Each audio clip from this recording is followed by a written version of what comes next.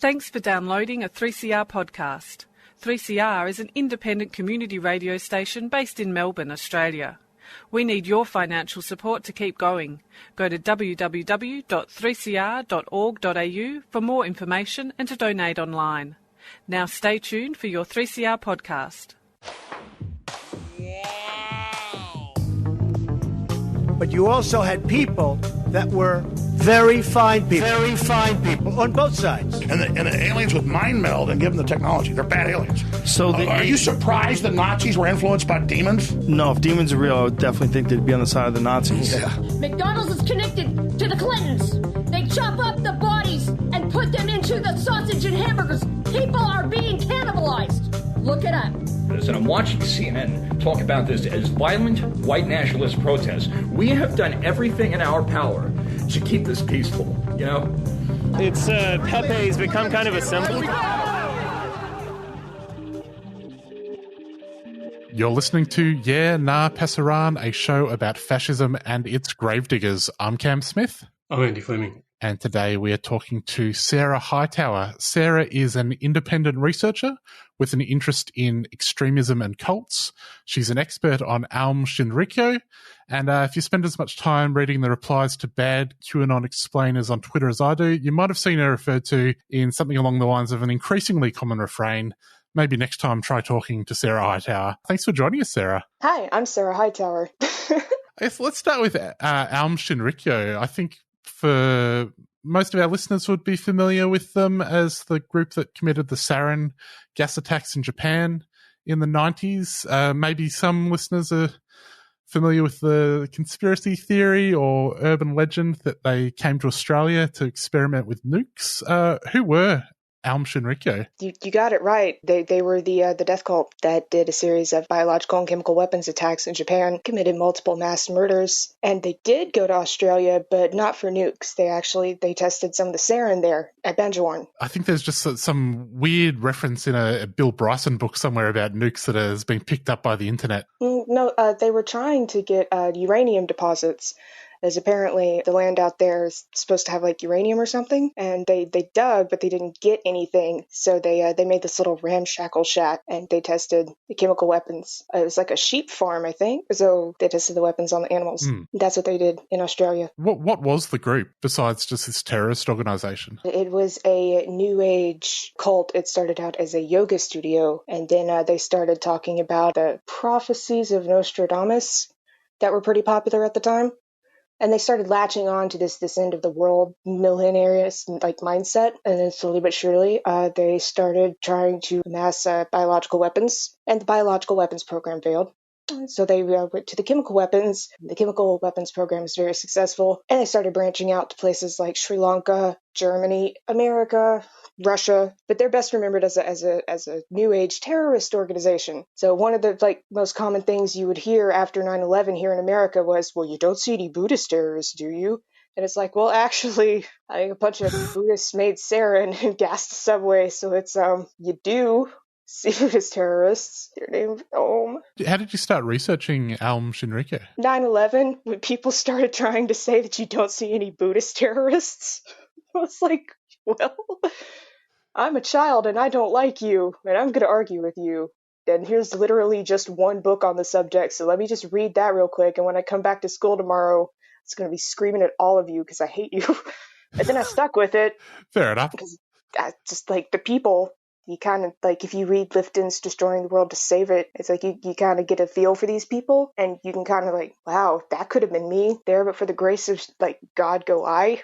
And you have to start teaching yourself a different language. What became of the group after the sarin attacks? They were mass raided by the Japanese police and Japanese self-defense forces, and hundreds upon hundreds of members were pushed through the court system, and the leaders were rounded up and put on trial. The trials lasted decades until 13 people total were executed in 2018, but the group actually wasn't made illegal, so they didn't just outright ban the group. So the group rebranded into Aleph, and it's still going, and it's split up between at least 3 different factions now. So instead of Aum Shinrikyo, you have Aleph, Hikari no Wa, and Yamada group, and it's still going, and they're still recruiting people. Given their history, how do they recruit new members. And what do you think it means that this, what was basically a millenarian death cult, emerged in Japan at the time?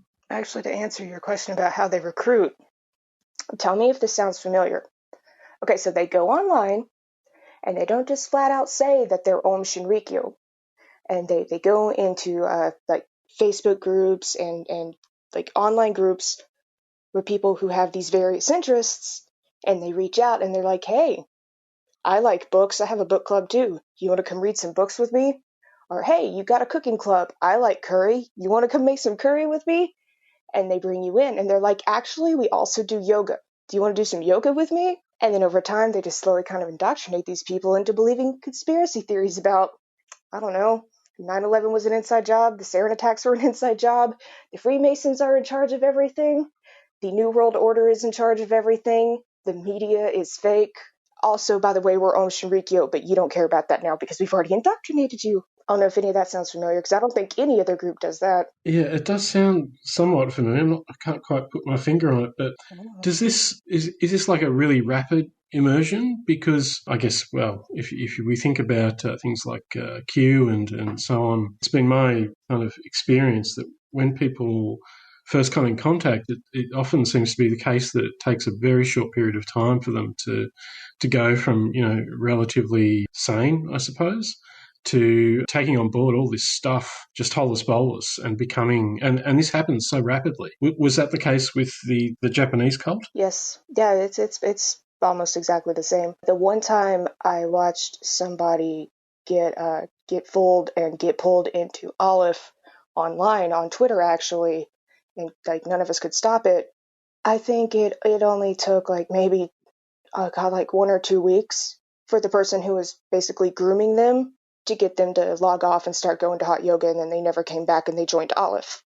Well, yeah, that took like 2 weeks max, maybe. What is it that's so compelling that someone can fall down that rabbit hole so quickly? I mean, they're being manipulated. So, it's just like the way hate groups work, the way other terrorist groups work. You've got people who are basically like the handlers, and it's quite literally their job to guide these people and flip them. So it's maybe not like what's so compelling, it's like, what are they being shown? Or that they're being shown what other people want them to see.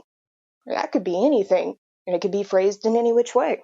Aum also had a sort of political dimension to it. They didn't have any success, but what did they try to do politically? They tried to basically run for Congress. They tried to run 25 people for House seats. That didn't work. They didn't make it to Congress. So QAnon that's not distressing at all. So we do have that other parallel there where the Q people are running almost as many, or almost the same number of candidates as Aum did. How do you like their chances? That's actually Aum ran 25 total. Right now, I think we're up to 80 QAnon people, or people who have at least sort of nudged at or endorsed or retweeted QAnon stuff, trying to make it through the primaries and get into the general election. So yeah, we're almost double. Oh, sorry, not double. We're almost like 4 times what Aum did. I noticed that Laura Loomer is one person will be running for office in Florida, and there was something published recently which suggested that she was drawing support from some fairly wealthy quarters. How did the Japanese cult make money and sustain itself other than running hot yoga sessions? I mean, if you're talking about just how the cult made its money, like you got your famous stuff like Asahara selling his bathwater, and charging exorbitant fees for, any sort of like initiation or just time talking with the guru. And then, of course, you were expected, like if you were a member, if you were like a shukesha, you had to sign over just literally everything to Aum Shinrikyo. So all of your money, your land, your house, everything you had. And that made them a lot of money. But the thing is, that doesn't really have anything to do with the political part because of the way Japanese elections work. Like they didn't really have like super PACs and stuff. So what Aum was just doing with its own money, and there are limits to that sort of thing. Q's appeal seems to be quite broad. There's, I guess millions now of Americans and Australians and Germans and so on engaging with this material, but it's also much more diffuse. If there's a guru, the guru is kind of very much in the shadows and just communicating through, these drops. And it also seems to be the case that there's a less in some ways, less structured ideology where lots of people who are engaging with stuff, it's very adaptive. So it kind of, whatever happens, just feeds into this narrative. And there's a sense that there's people who engage with it are being invited to participate, like to interpret this material, to go online to do what they call research and try and interpret all this stuff that's going on that then fits into their worldview. So in terms of the differences between the two groups, what would you say that the more important differences? Q, quote unquote Q, the people person posting as Q, they're sort of like a figurehead, like a leader type. They're not like the guru. They're more like the gatekeeper. See, QAnon has multiple what you could call gurus.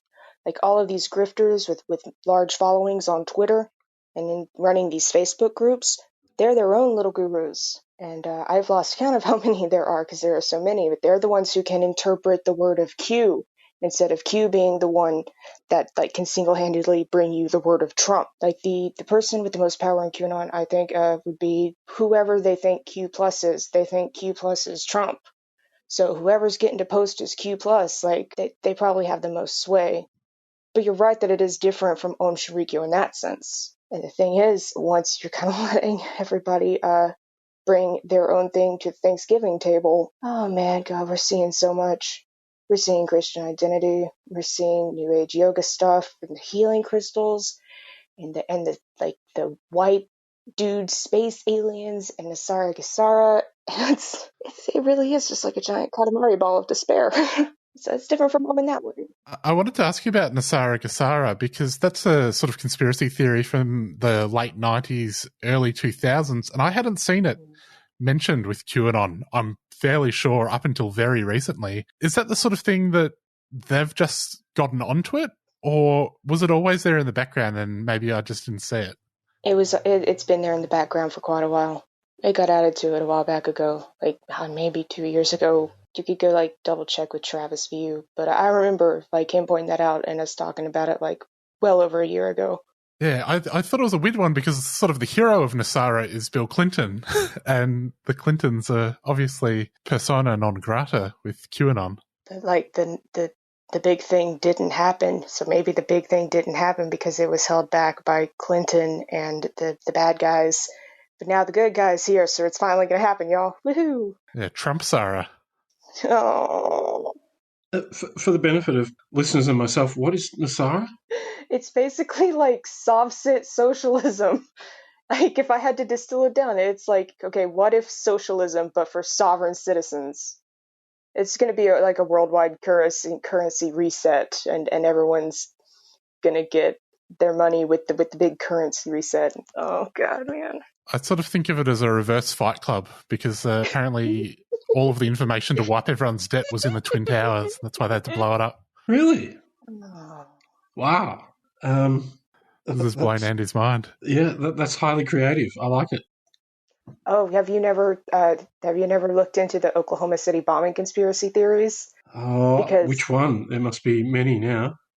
The one Q people are the most fond of, the one that makes me very upset, is the one where McVeigh was a patsy or mind controlled, and he was sent to do it because there was information in the Murrah building that would have taken the Clintons down for, I think, Whitewater and the Mena, Arkansas drug trade and just all a bunch of bullshit. They'll post pictures of the blown up Murrah building and say this is either fake or it was done for a reason. I'm no, don't do that. No, baby, no. I mean, these kinds of claims are on the face of it fairly absurd, but yet they are, as we've spoken about, seemingly quite readily absorbed. And I guess other people who aren't so credulous look at this stuff and wonder to themselves, what's going on and what do I do if someone I know, a friend or family member, if I see them going down this rabbit hole, what do I say to them that might actually have an impact? Because it doesn't seem like, because the claims and the beliefs are so seemingly absurd, it's very difficult to have a kind of rational discussion about these sorts of things. Have you found, in your experience, there's any best way to approach these sorts of questions to address the fact that someone's beginning to believe these seemingly absurd claims? hold on 1 second. Let me take a breath because I get this question a lot and it makes me want to cry. I'm sorry. Sorry. No, it's okay. It's just like I just like right now while you were asking that, something popped up on my screen and it's a person I don't know on Twitter asking me what they should do. And I'm like, oh my God, okay. I get those a lot. Yeah, okay. If someone you love is starting to fall down that rabbit hole, you know them almost better than anyone else. So whatever approach you take, it's going to have to be a personal one. And there's no just across the board sort of like vaccination against these things. There's no across the board treatment for these things. What you can say to them, honestly, man, I don't know. At this point, I don't know. So I've just tried to anchor the ones that I've been called in to help with. But I know that there are support groups out there. There are these emerging support groups. And really, like, those are the questions you should probably ask people there. And you should also maybe ask some of the cultic studies experts like Stephen Hassan or Jan Jelilich, or like Catherine Steiner, people like that. We got to start calling in the pros. We can't just be asking random people on Twitter what to do about our moms and peps. You're listening to Yeah Nah Passaran here on 3CR 855 AM, 3cr.org.au and 3CR Digital on your DAB radio. We're talking to cult and extremism expert Sarah Hightower about Aum Shinrikyo and QAnon. Something that's been a little bit strange that I've seen injected into the discourse within the Q community lately has been things like the repurposing of 5G towers. So there was this theory that Trump had changed all of the dangerous Chinese 5G towers into ones blasting out a healing frequency. And I've certainly seen that taking hold amongst Q people in Australia. I saw one Q person saying, anyone who threatens to burn down a 5G tower, you need to call the police on them because these are Trump's towers now. Is there any value in... presumably that's been injected into this whole thing by some sort of well-meaning prankster. Is there any merit in that sort of approach? Yeah, that's actually brilliant. Really? Someone managed to introduce something like that to counter signal the 5G stuff, and it's working? Yeah, I have no idea how they got it into them, but it seems to be working. Yeah, no, do that, more of that. I don't know who did that, but could you do more things like that? Because my God, that's amazing. Sorry, this is the first I'm hearing about that. That actually, I'm smiling for the first time in like 7 days. Oh my God. Can confirm it is a thing. Y'all get on that.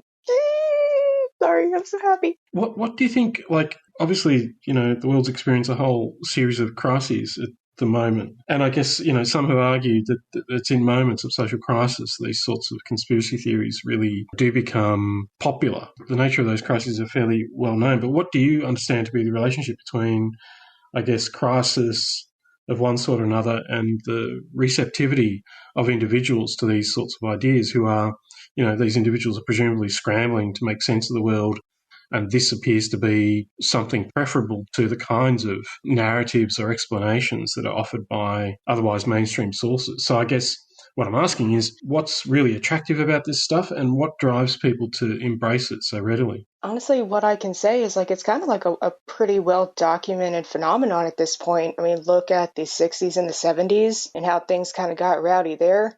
And look what that brought. That brought stuff like Charles Manson and the Children of God and that little cult boom with that, and then look towards the end of the century more recently and the Y2K crisis and things like that, when people are like, oh man, everything is really messed up and the world might end. And it gave us things like Heaven's Gate and Aum Shinrikyo. And now look at what's happening now. So the wave is starting up again. Name drop Peter Turchin, but the wave's kind of kicking up again. And look what's happening. Look at all these little movements. Even the ones that are all kind of coalescing.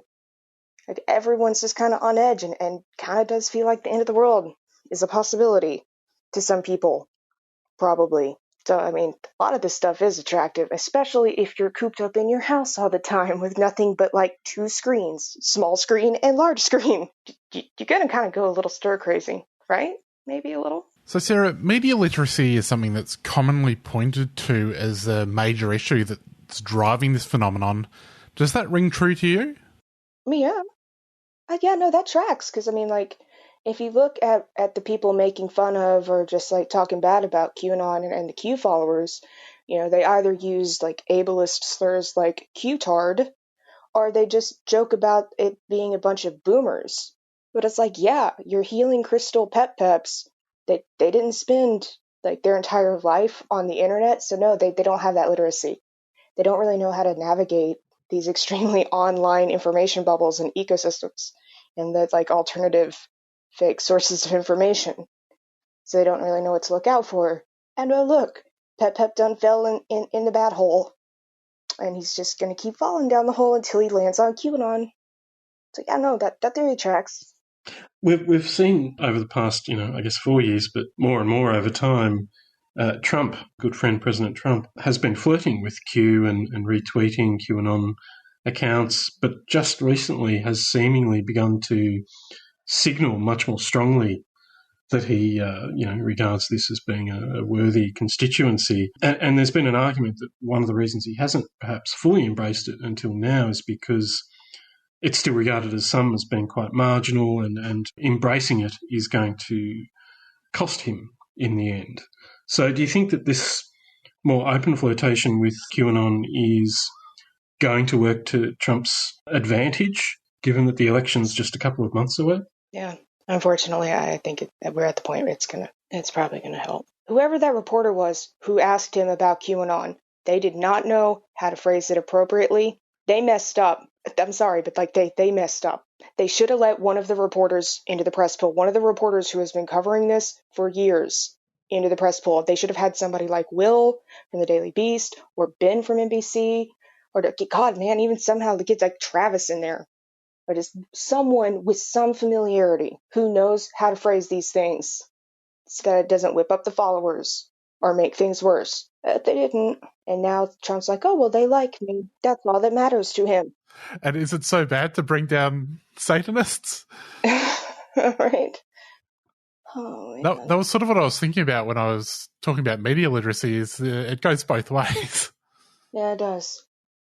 And we have some very illiterate people in media right now. They cannot read the room. We also saw just this last weekend protests around the world, Save the Children rallies that seem to be heavily QAnon affiliated. I saw Ben Collins tweeting that a lot of Q influencers seem to be denouncing these rallies as false flags or, false rallies. And his view was that the QAnon people, or the influencers at least, want it to be a digital movement rather than a physical one. What did you make of that? I don't entirely disagree with Ben's assessment, but I also don't just entirely agree. I think they want to maintain power, like they want to maintain control. They don't want, they don't want the tigers to break free. I don't know if I would personally say that they want it to remain a digital only movement. And obviously, anytime somebody wilds out and does something that makes your group look bad, you're gonna disavow. I mean, that's just how these things work. It's how it works with the Nazis. It's how it works with QAnon, with the cults. If they mess up and they make you look bad, you just, that ain't me. That ain't us. Sorry. Sarah, what do you think? We don't know what the outcome of the US presidential election will be. It seems likely that Trump will lose, but I guess if he does, or whether or not he does, what impact do you think the election will have on QAnon and its future? Is it going to be able to adapt to a defeat? You know how towards the beginning of the show, you asked me about Aum Shinrikyo and what happened after the sarin attacks? And I told you about Aleph and how it's still around and how they recruit people today. It's going to be the same with QAnon, no matter what happens. When prophecy fails, right? Yeah. Well, that's all we've got time for. If people would like to find you online, where can they do so? I live on Twitter at Nezumi_Ningen, NEZUMI_NINGEN. Thanks very much for joining us. Thanks for putting up with me. Thank you, Sarah. Well, we are out of here. Global Intifada is up next. Here are the Waco Brothers covering Neil Young, Revolution Blues. See you next week.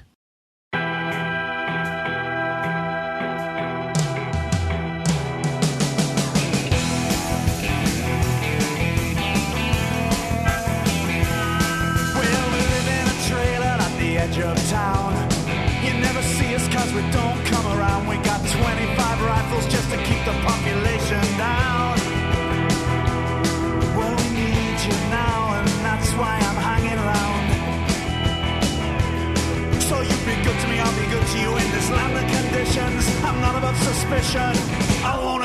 but I won't back you.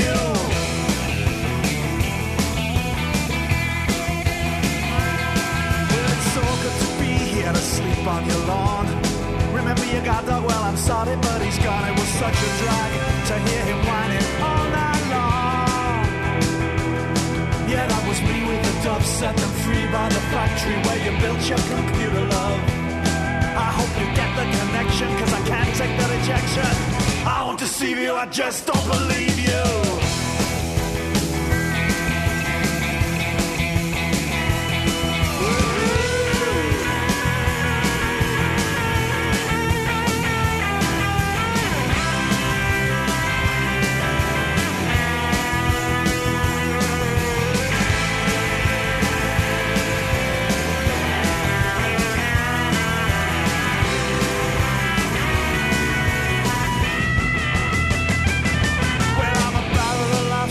Carbide on.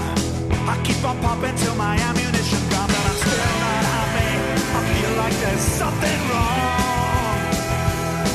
I got the revolution blues. I see bloody fountains, 10 million dune buggies coming through the mountains. Well, I hear that Lotto Canyon is filled with famous stars, but I hate them worse than lepers and I kill them in their cars.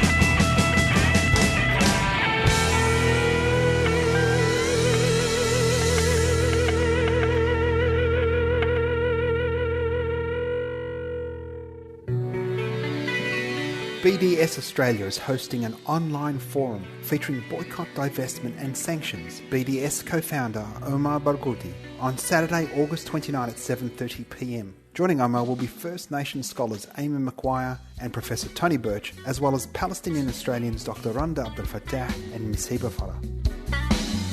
They'll be discussing the shared experience of dispossession, state-based discrimination and racism, and how to counter it. Details can be found at bdsaustralia.net.au. That's bdsaustralia.net.au.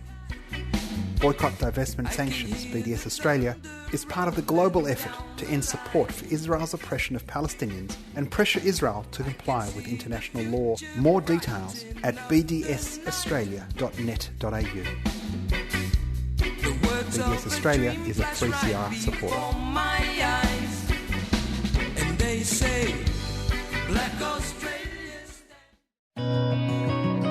To enable change, we need to show broad community support.